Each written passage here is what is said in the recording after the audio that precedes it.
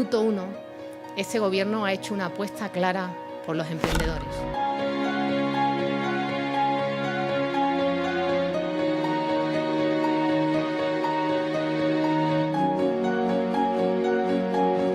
¿A usted qué le ha hecho España?